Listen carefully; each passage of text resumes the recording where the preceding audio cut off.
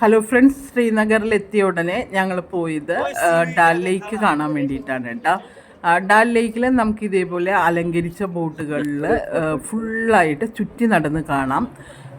പിന്നെ ഫ്ലോട്ടിംഗ് മാർക്കറ്റും ഉണ്ട്. നമ്മളുടെ അടുത്തേക്ക് തന്നെ സാധനങ്ങളായിട്ട് വരും.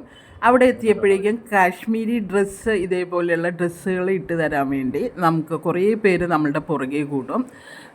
ഞാനും അതേപോലെ കുറച്ച് ഡ്രസ്സൊക്കെ ഇട്ട് കുറച്ച് ഫോട്ടോസും വീഡിയോ ഷൂട്ടും എല്ലാം എടുത്തു.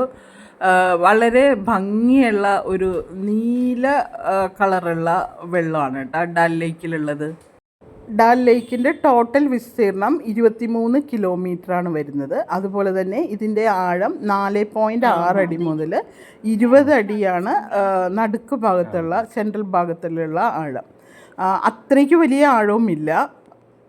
മുഗൾ ചക്രവർത്തിമാർ അവരുടെ വേനൽക്കാല വിനോദ സ്ഥലമായിട്ട് ശ്രീനഗറും ഈ ഡാൽ ലേക്കും ഇതിന് ചുറ്റുവട്ടത്തുള്ള സ്ഥലങ്ങളെല്ലാം ഉപയോഗിച്ചിരുന്നു എന്നാണ് പറയപ്പെടുന്നത്. ഡാൽ ലേക്ക് എല്ലാം കണ്ടു വന്നതിന് ശേഷം ഞങ്ങളുടെ ഗ്രൂപ്പിൽ എല്ലാവരും ചേർന്ന് ഞങ്ങളൊരു ഫോട്ടോസ് എല്ലാം കുറേ എടുത്തു. അതിനുശേഷം അവിടെ വഴിയരികിൽ നിന്ന് അപ്പോഴേക്കും തന്നെ കുറച്ചൊരു നല്ല തണുപ്പാകാൻ തുടങ്ങിയിരുന്നു. പിന്നെ വഴിയരികിൽ നിന്ന് ഞാൻ 1-2 ഡ്രസ്സെല്ലാം നോക്കിയായിരുന്നു. അതിനുശേഷം ഞങ്ങൾ റൂമിൽ വന്ന പുറകെ ഞാൻ ആദ്യം ചെയ്തത് ഞാൻ ഇട്ടിരുന്ന ഷൂസ് കഴുകി വെക്കുക എന്നുള്ളതാണ്.